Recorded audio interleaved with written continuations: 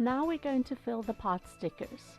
All you'll need is a bowl of water, which will act as the glue, your filling, and wrappers.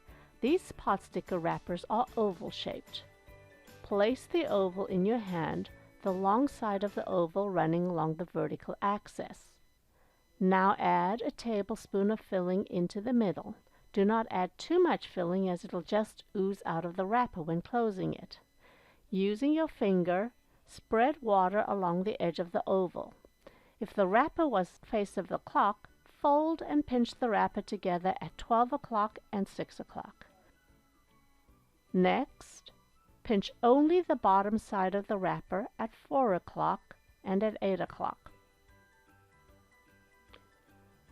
Finally, pinch the excess wrapper on the top towards the center.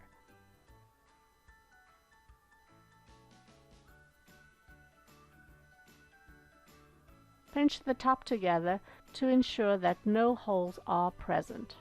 By pinching the dumpling at 4 o'clock and 8 o'clock, it creates a flat base so that the pot sticker can sit on the frying pan and create a wonderful crispy base.